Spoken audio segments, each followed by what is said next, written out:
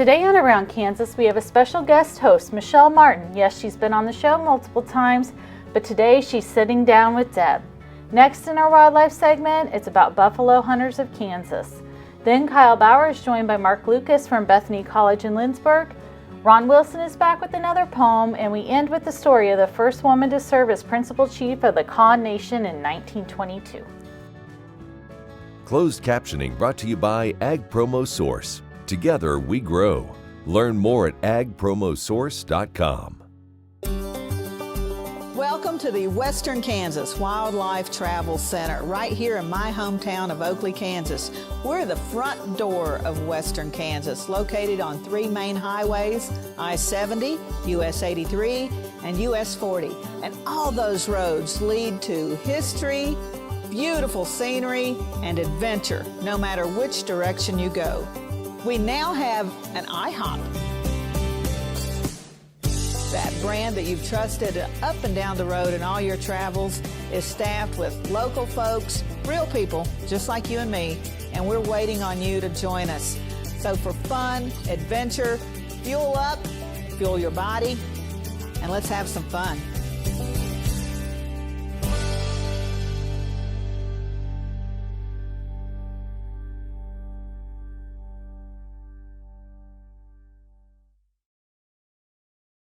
This segment brought to you by Kansas Regenerative Medicine Center. Your stem cells, your health, your life. Good morning. Welcome to Around Kansas. I'm Deb Goodrich, and with me this morning is our dear friend and Around Kansas contributor, Michelle Martin. Good morning, Michelle. Good morning, Deb. Good morning to all our viewers. I'm glad to be here in Kansas with you today. We're at the Fort Wallace Museum this morning because we've had a lot of events recently, and Michelle was one of our speakers at a symposium we had a couple of weeks ago, along with Henry Crawford from Lubbock, Texas, our friend Sharon Houston from Manhattan, and a local favorite, Mark Berry, who's just an incredible historian and presenter. We just had a great time. And this is just the first of events we will do all year, marking our theme of harvesting the plains. So we had a lot of focus on buffalo hunting. Michelle actually spoke about a book that she co-wrote with Kansan Bill Curtis, the Prairie Table Cookbook. Yes, I had the opportunity to share with folks how people ate in the plains, from the American Indian people to the military, our pioneers and homesteaders, and our chuck wagons and ranch houses. It was great. It was so much fun. And the book is sadly now out of print. You might be able to scrounge one on Amazon or an estate sale or something if you're fortunate. It was a beautiful, beautiful book. I sure wish they would reprint it, but we shall see. We shall see. Well, today is a very important moment in history, especially for Fort Wallace. For on this day in 1840 in Ireland, Miles Walter Keogh was born. And Miles Walter Keogh, perhaps the handsomest officer ever in the U.S. Army. Would you say so? He gets my vote hands down. Yeah, he really does. He was something. Ladies, if you have not seen Miles Walter Keogh, please Google. You'll be glad you did. We should sell like 8x10 glossies or something. We should. Keogh. That would be a great fundraiser. Mm-hmm. All right, so speaking of Irishmen, this is one of the auction items that we auctioned raising money for the museum. This is a Guinness bottle from the 1860s, and I actually have one at home. But what is so significant about the Guinness bottle, and what we're so tickled to find, when we were going through bottles, our friend Ross Roberts came up and helped me sort bottles. We found a Guinness bottle that was among those discarded bottles from the Post.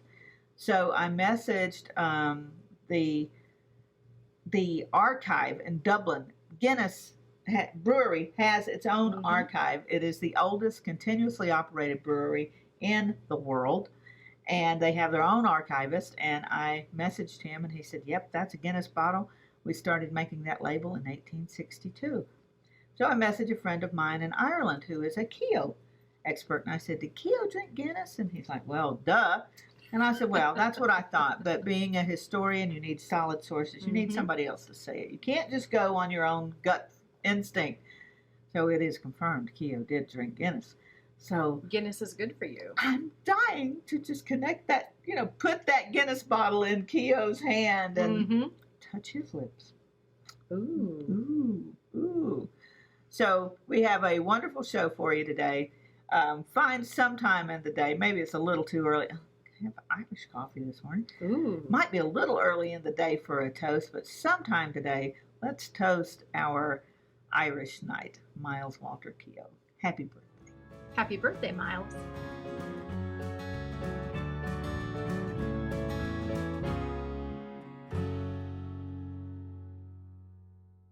In 1821, a trade route was opened from Missouri in the United States across prairies and mountains to Mexico.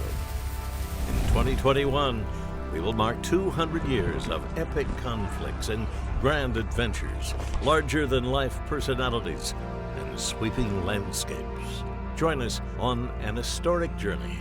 The Santa Fe Trail lives on. Find us on social media or santafetrail.org. Okay, looks like it's time for our tour. Welcome to the Fort Wallace Museum. Here at the museum, you're going to find some really interesting stuff, like our replica stagecoach from the Butterfield Overland Dispatch. We've got facades from the fort buildings. We've got an 1870s flag. There's a plesiosaur that was discovered locally. We've got the Ray pump organ collection. We're a little bitty place with a great big story, and we'd love to have you.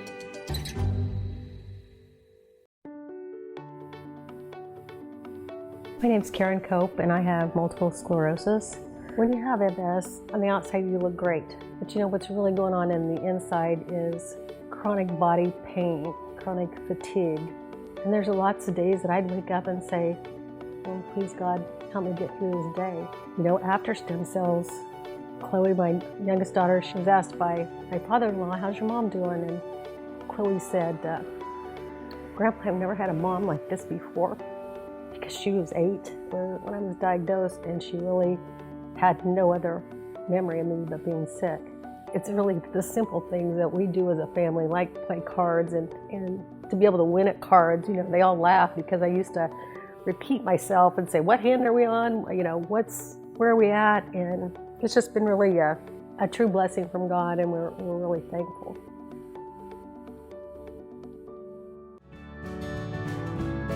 This segment brought to you by the Western Kansas Wildlife Travel Center in Oakley.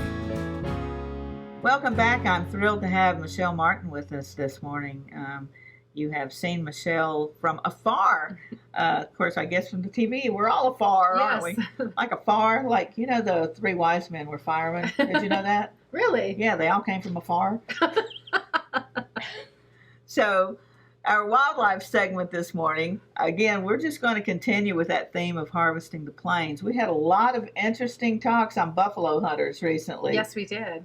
And some of the characters, oh my gosh, when Mark Berry was doing his presentation, some of the names, you know, Prairie Dog Dave, and what was that other guy? Hoodoo Brown, who was a famous buffalo hunter. You just couldn't make this stuff up. Buffalo hunting in the American West dominated the news as much or more than mining for gold and silver in the 19th century. Throughout the 1800s, America looked westward, but even more so after the Civil War.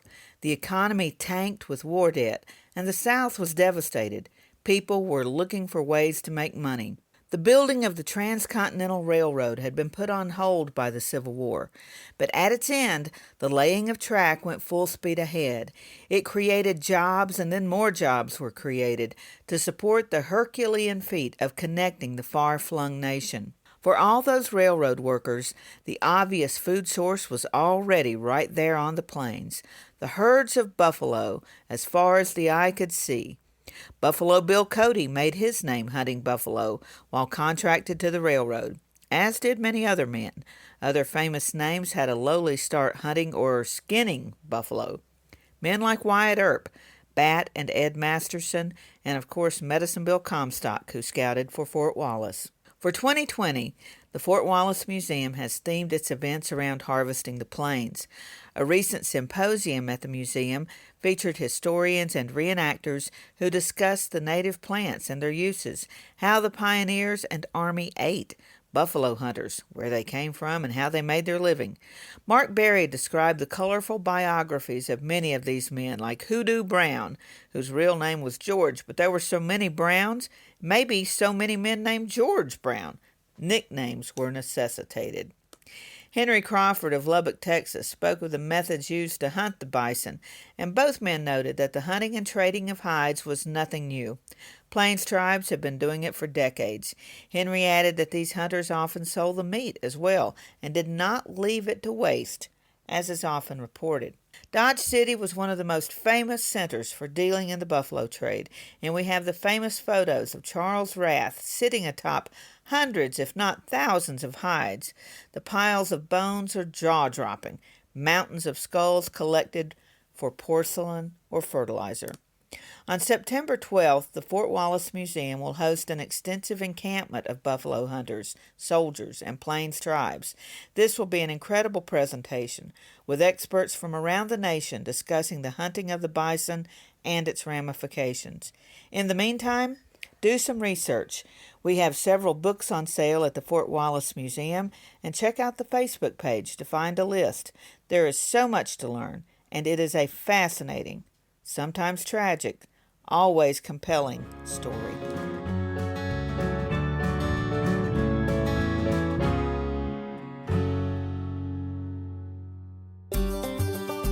Welcome to the Western Kansas Wildlife Travel Center, right here in my hometown of Oakley, Kansas. We're the front door of Western Kansas, located on 3 main highways, I-70, US 83, and US 40.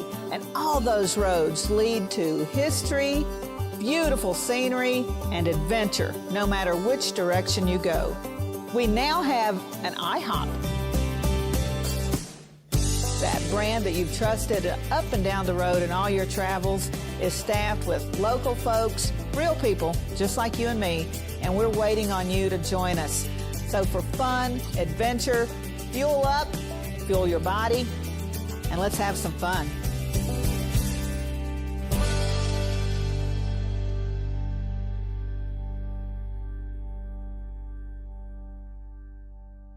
Sure Crop Fertilizers was started by my father, Don Sherman, and my mother, Shirley Sherman. Family business that started in the 80s. We predominantly focus on plant nutrients and what we can do to give growers better responses with the fertilizer dollars that they do, and what we can do to make those things work better for the grower. We're based out of Seneca, Kansas. We work with growers in their soil analysis to figure out what they need, and then we can put those in a blend that gives them the best results, and so that we can deliver that direct to their farm, so that they have those nutrients where they need them, when they need them, and so that they can apply them in a manner that's very efficient to them and works well on their planting systems and what they're doing. Sure Crop Fertilizers has been around for a long time. We always say we're big enough to take care of everything you need, but we're small enough to do it quickly. You can get a hold of us at 1-800-635-4743. Our website is surecropfertilizers.com, and you can always email me at Corey@surecropfertilizers.com, and with any questions you have, we'll be glad to answer and work with you. Highways 40, 83, and I-70 come together right here in Oakley. Roads that lead to businesses, to magnificent rock formations, to scenic vistas, to places where legends were made. Roads that lead us home. Discover Oakley, the gateway to Western Kansas. This segment brought to you by Bob Schwartz Financial. Values, commitment, transparency.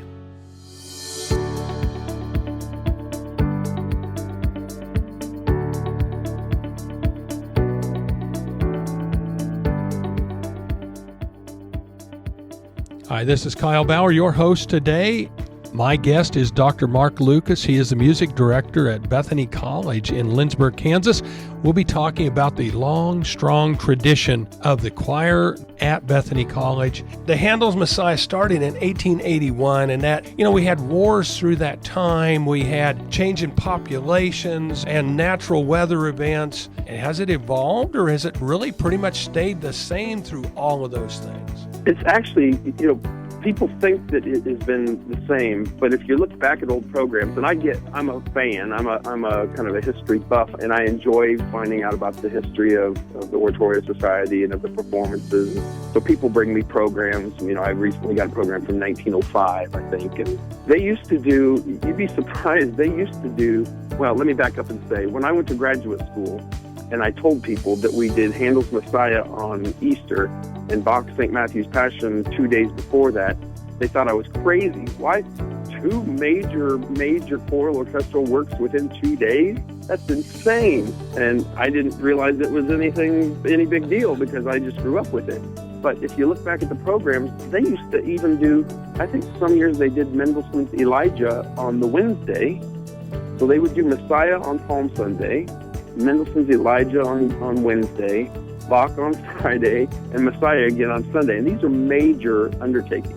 Did their part to advance choral music around here. But Oratorio Society, those people a lot of them had been in it for a very long time, so you just had a few new people every year. Yeah, and actually, there are a lot of people who have sung for many years. Each year at the beginning rehearsal, we play a little game where we have people stand if they've sung for so many years, and then remain standing as the years go up. There's at least one member who's sung for 57 years, and there's a handful of people that are over 50 years, and probably a dozen more that are 40 or more years. What's both good and bad is that probably over half of the ensemble, the singers right now, have only been singing for 5 years or less. So that's good because we're getting new blood. But, we also want people to continue, so. If there's 250 in the choir, then how many of those would be college students at Bethany? Around 50. Our college choir is a 52-voice audition group that we just got back from tour Colorado, and as I mentioned previously, we went to Germany and Sweden last year. You mentioned in one of the prior segments that they would take the show on the road, so to speak, with hay racks. And you mentioned you going to Sweden and Germany with the choir. When did the choir start to travel? Well, that first year in 1881 is when they went. I think they had 5 performances. I don't have it in front of me, so I don't want to speak out of turn, but I'm pretty sure they had 5 performances all within Holy Week at various towns. I know that they went to either Linsborg or Holland or Smolin, maybe all 3, then Linsborg. There's a long history of travel, actually. In fact, I mentioned previously Dr. Joel Pansiera, who helped me. I wasn't one of his students, but he was very nice when I was out teaching, and he took the entire show to Carnegie Hall in the 2000s. So, and other performances, I actually remember going during Dr. Elmer Copley's last year. We performed in Kansas City at Memorial Auditorium, and that wasn't the first time that they'd performed there. Excuse me. In fact, an interesting story, I met an alum on our recent choir tour. Dean Arnold is his name, and he said, I sang Messiah in 42 through 44. Then I took a couple years off to go to the war, and then I came back and sang again. He said that he hitched a ride to Kansas City so that he could sing Messiah in Memorial Hall in 1946.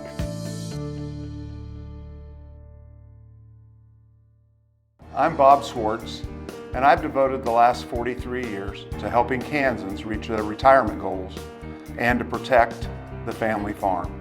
At Bob Swartz Financial, we believe everyone should be able to live the retirement they've always dreamed of. Our team of professionals can help you create an efficient strategy using a variety of investment vehicles to help you address your financial needs and your concerns. Bob Swartz Financial values commitment and transparency. Surecrop Fertilizers was started by my father, Don Sherman, and my mother, Shirley Sherman. Family business that started in the 80s. We predominantly focus on plant nutrients and what we can do to give growers better responses with the fertilizer dollars that they do, and what we can do to make those things work better for the grower. based out of Seneca, Kansas. We work with growers in their soil analysis to figure out what they need, and then we can put those in a blend that gives them the best results, and so that we can deliver that direct to their farm so that they have those nutrients where they need them, when they need them, and so that they can apply them in a manner that's very efficient to them and works well in their planting systems and what they're doing. Sure Crop Fertilizers has been around for a long time. We always say we're big enough to take care of everything you need, but yet we're small enough to do it quickly. You can get a hold of us at 1-800-635-4743. Our website is surecropfertilizers.com, and you can always email me at Corey@surecropfertilizers.com, and with any questions you have, we'd be glad to answer it and work with you. This segment brought to you by Santa Fe Trail Meats in Overbrook. Let us help feed your family. In 1806, an explorer named Zebulon Pike traveled through what became the eastern part of Kansas. And on September 12, he wrote in his journal, "Past very rough Flint Hills, my feet blistered and very sore." And with that, he gave our Flint Hills region its name. And he was right. You need to wear good boots out in these hills. This poem is titled "The Kansas Flint Hills." A traveler leaves Kansas City, going west on interstate. He comes into a region which I want to celebrate. As he enters rolling rangeland, there's a sign his vision fills, a big sign of native stone saying, "Welcome to the Flint Hills." The region takes its name from a long ago hike when described as Flint Hills by explorer Zebulon Pike. The stones of flint or chert which underlie this great landscape over centuries made the hills with their unique slope and shape. Those rocks made it unsuitable for use by farmers' plows, but they made a perfect place to harvest grass by grazing cows. These hills underlain by rock are a wondrous part of God's creation, a special part of Kansas, and a treasure for our nation. It's the last remaining tall grass, a key site of prairie ecology, the home of grazing bison and Native American history. The Flint Hills of Kansas are the world's best for grass. When it comes to raising beef, this region's world class. So we celebrate this region and the need that it fulfills for ecology and people in the Kansas Flint Hills. Happy trails.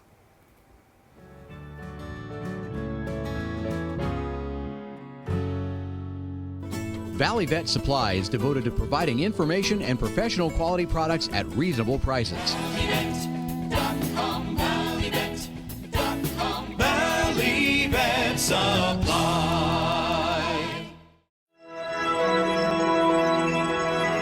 Highways 40, 83, and I-70 come together right here in Oakley. Roads that lead to businesses, to magnificent rock formations, to scenic vistas, to places where legends were made. Roads that lead us home. Discover Oakley, the gateway to western Kansas. Next time you see a beautiful field of corn, reach out and thank the farmers who work tirelessly to raise corn for livestock feed, renewable fuels, and exports to feed a growing world population. The farmers on the Kansas Corn Commission work for Kansas Corn with grower-funded checkoff dollars that support foreign and domestic market development, research, promotion, and education to expand opportunities for Kansas farmers. To learn more, visit kscorn.com. At Farm Credit, we partner with America's farmers who work hard each and every day to grow the food that we all enjoy. It's not an easy task, but it's an important one. Farm Credit is proud to work with farmers and ranchers, lending support in rural America. This segment brought to you by Kansas Farm Bureau, the voice of agriculture. To join today or for more information, go to kfb.org or find us on Facebook and Twitter. We have had some really incredible stories of incredible Kansas women over the past month while we talk about Women's History Month. And Michelle has brought you some really interesting stories. And we have another one today. She is one of my personal favorites, and that is Chief Lucy. And Chief Lucy was the first woman to be the official leader of the Kaw Nation. And our friend Pauline Sharp is her granddaughter and often performs as Chief Lucy. So let's take a look at the life of this really remarkable woman. Lucy Taiz was my grandmother. She was born in a teepee on the banks of Little Beaver Creek in Indian Territory in 1888. When she was just a little girl, her parents died.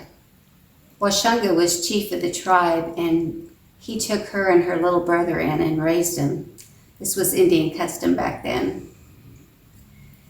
When she was just 13, she was sent to Haskell Indian School for an education and trained as a nurse.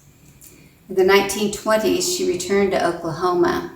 The Kaw Reservation was right next to the Osage Reservation, and the Osage people were being murdered for their oil head rights. Even though the Kaw didn't have head rights, they still needed a leader to help them with business and to deal with the government. In 1922, they elected her chief of the tribe, the first woman chief. She was 34 years old, the mother of 7 children, and owned 800 acres of land. But she had the skills they needed. She was educated, spoke excellent English, was a business owner, and an heir of Washunga. When I retired, I decided to learn how to do first-person historical performance. I had seen Joyce Thayer do Calamity Jane and told her the story of my grandmother. Joyce and my husband convinced me that I needed to tell this story. I had taken a class at Wichita State University from an Osage elder on Native American spirituality. At the end of the class, he asked his students how many knew who the state of Kansas was named after. And not one of those students knew that the state of Kansas is named after the Kaw or Kansa people. So I decided to tell my grandmother's story and the story of the Kaw people through her character. It has been great sharing our Wednesday morning with you, and so thrilled that Michelle could be with us live and in person today. It's so good to be in Kansas, my adopted home state. So you have a great week, and remember to see us back here next Wednesday morning. And in the meantime, we'll see you somewhere around Kansas. Closed captioning brought to you by Ag Promo Source. Together we grow. Learn more at agpromosource.com.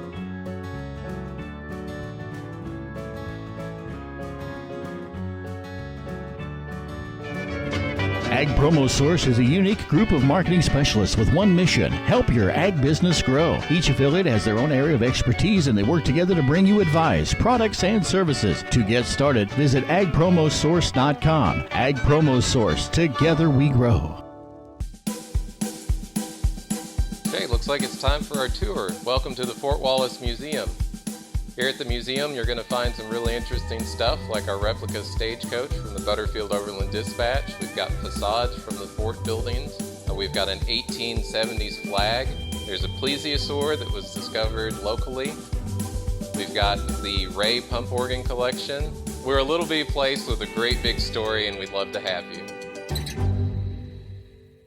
In 1821, a trade route was opened from Missouri in the United States across prairies and mountains to Mexico.